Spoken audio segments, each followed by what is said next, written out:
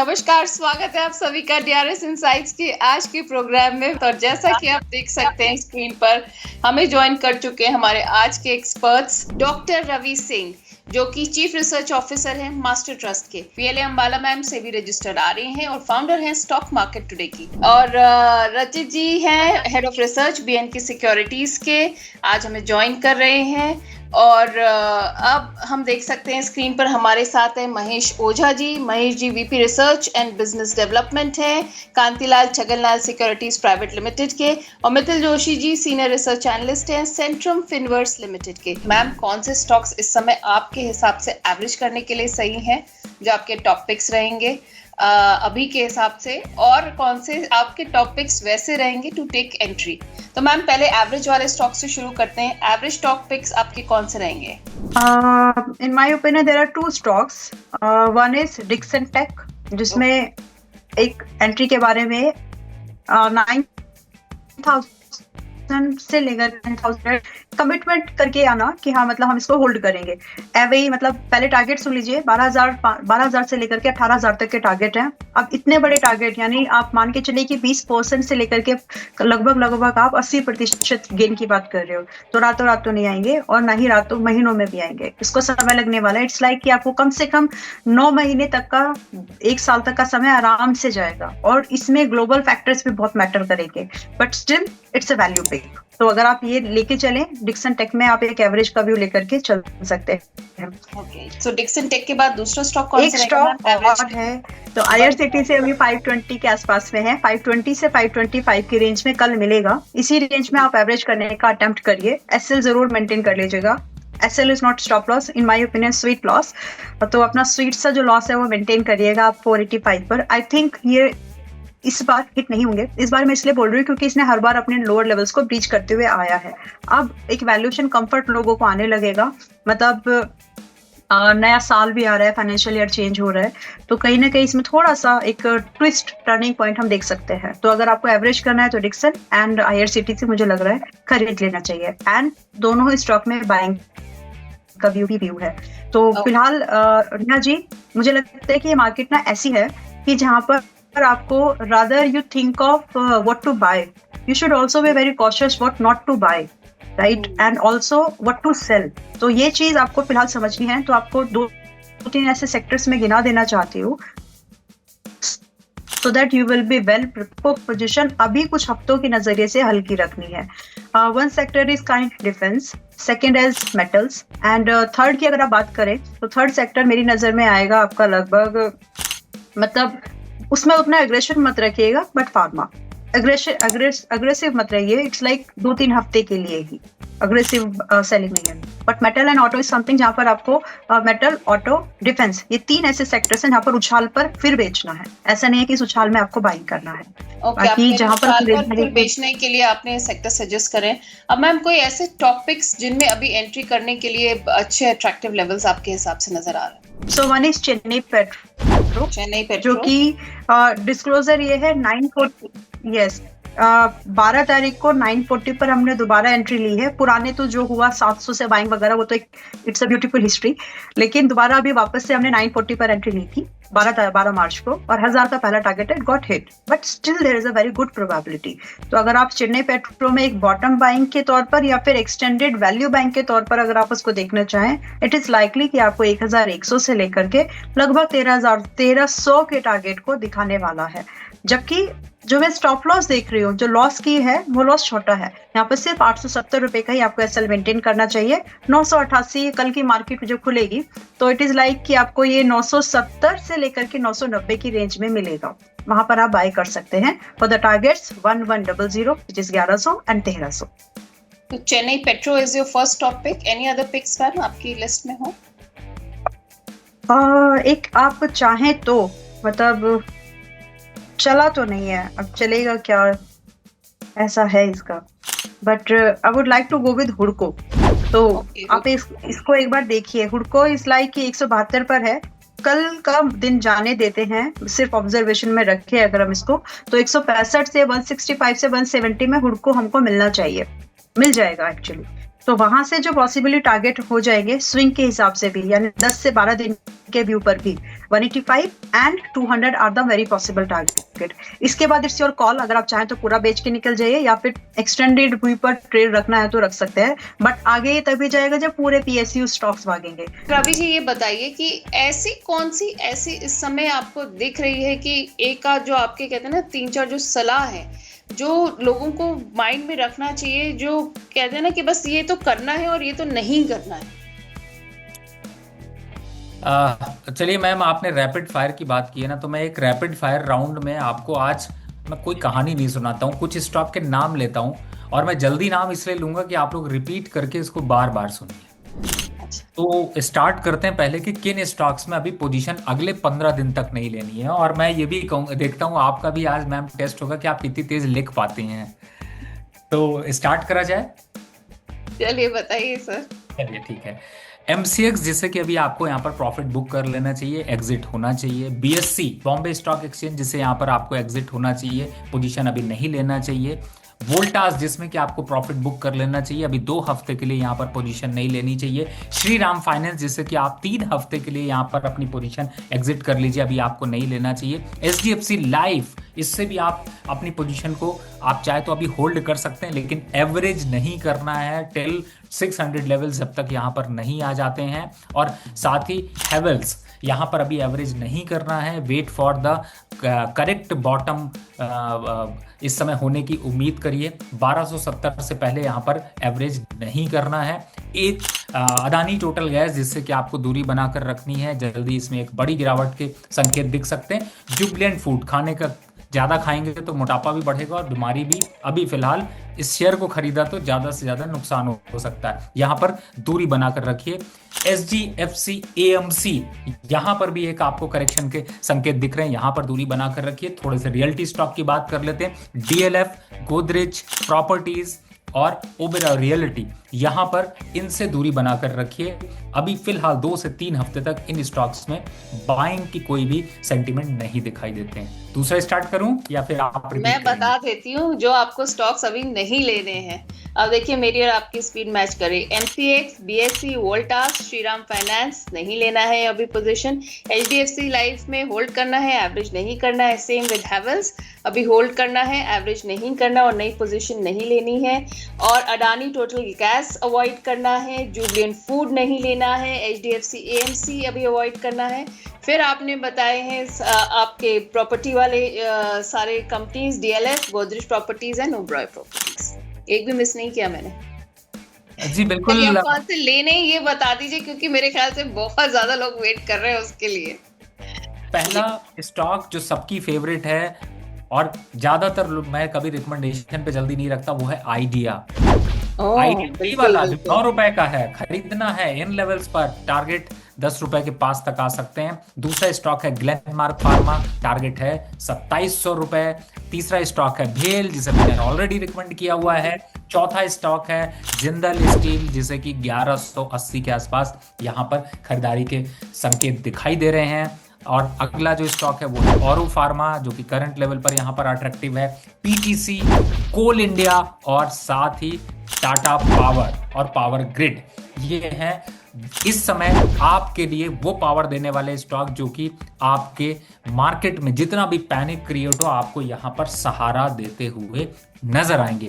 फिलहाल थोड़ी सी variety change करते हैं और इनमें उन स्टॉक्स को भी शामिल करते हैं जिनमें कि आपकी पोजीशन हो सकती है, एवरेज करने का मौका है। उसमें है इंडिया सीमेंट, JK टायर और सबसे इंपॉर्टेंट बैंक की, हमने बड़े बड़े बैंकों की बात कर ली तो बड़े बैंक में SBI में आज पहला कदम यानी कि 1050 के पास आप पहला कदम रख सकते हैं। ये बाइंग स्टॉक अगर आपके पोर्टफोलियो में है तो आप मार्केट को ओवर परफॉर्म करते हुए नजर आएंगे, अंडर परफॉर्मेंस नहीं होगी। इंडेक्स गिरेगा लेकिन ये आपको टॉनिक की तरह काम करते हुए नजर आएंगे। इन स्टॉक्स को रिपीट करके सुन लीजिएगा, दोस्तों को बढ़ा दीजिएगा और इसके अलावा अगर आपकी पोजीशन है तो आप खतरे जोन में हैं।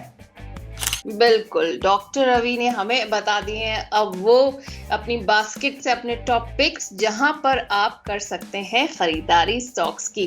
तो स्टॉक्स की लिस्ट में जहां पर आप अपनी बाइंग पोजीशन कर सकते हैं वो है idea, Glenmark pharma, BHEL, Jindal steel, औरो फार्मा, पीटीसी, कोल इंडिया, टाटा पावर और पावर ग्रिड।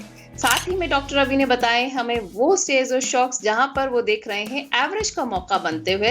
तो एवरेज करने वाले स्टॉक्स हैं इंडिया सीमेंट, जेके टायर और एसबीआई में डॉक्टर रवि ने लेवल्स बताए 1050 के आसपास आप एवरेज कर सकते हैं। अब मैं हमारे यहाँ सारे एनालिस्ट से कहूंगी, अब मैं एक एक करके आप सबसे पूछूंगी कि कौन से ऐसे स्टॉक्स हैं जो लॉन्ग टर्म के लिए आप सजेस्ट करेंगे, क्योंकि सबका नाम ले लेके इतने सारे ये क्वेरीज आ रहे हैं। एक टिप पूछना शुरू किया तो बहुत सारे लोग आ गए हैं।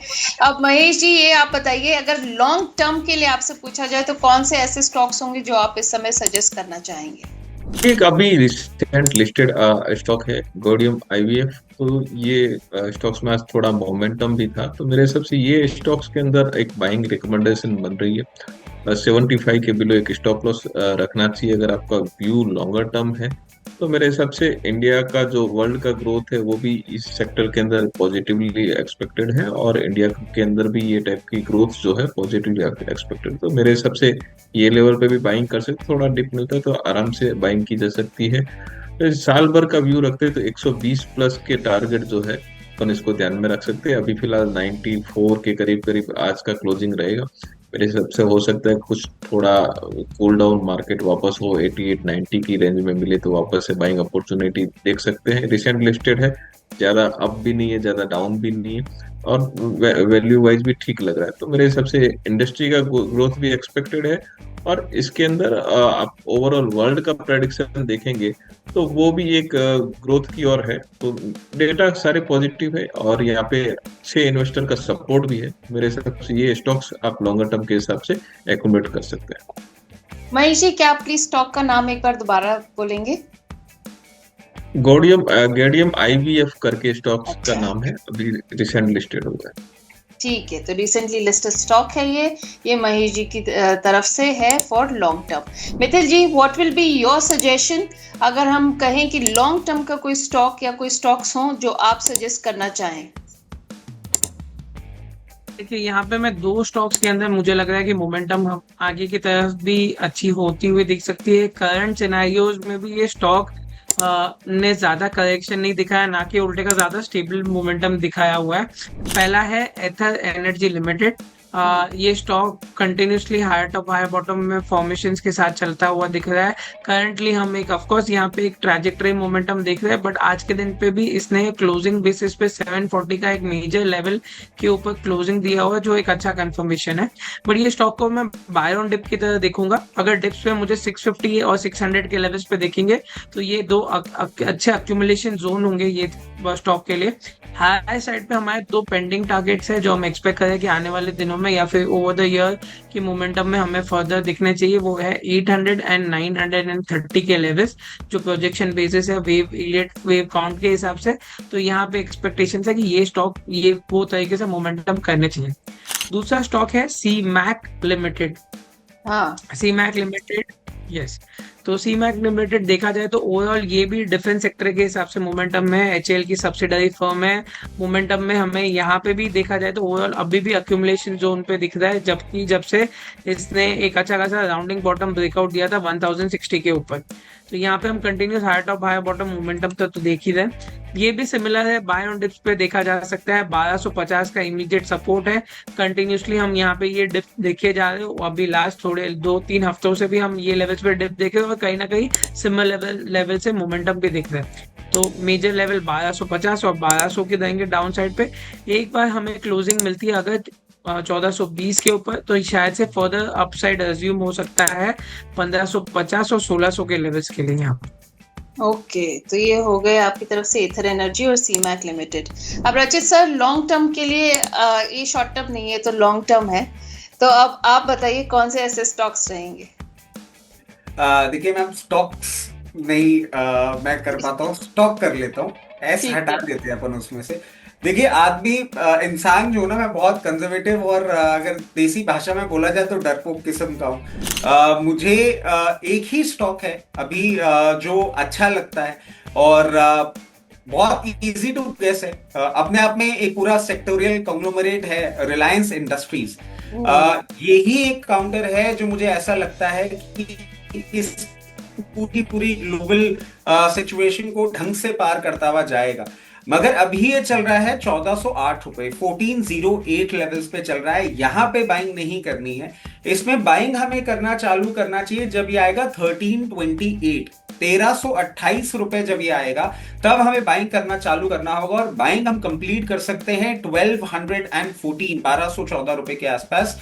इसके पीछे एक बेसिक रीजन आपको दे देता हूं कि अभी हम देख रहे हैं कि क्रूड जो भी कंपनीज, अपस्ट्रीम कंपनीज हैं, वो प्रैक्टिकली क्रूड निकाल रही हैं और क्रूड अगर महंगा होगा तो इनको भी एक बेनिफिट देखने को मिलेगा। But not to forget, government जिस तरीके से ब्लीड करने वाली है अभी क्रूड को खरीदने के लिए because of weaker rupee and expensive crude oil, उसको कंपनसेट करने के लिए एक विंडफॉल टैक्स है जो मैं समझता हूं कभी भी आपको आता हुआ देखने को मिल सकता है कंपनीज लाइक दीज। तो इसमें भी आपको पेन पॉइंट दिखेगा और वो जब पेन पॉइंट आएगा ये करेक्ट करेंगे तो उन लेवल्स पे पोजीशन बनाइएगा।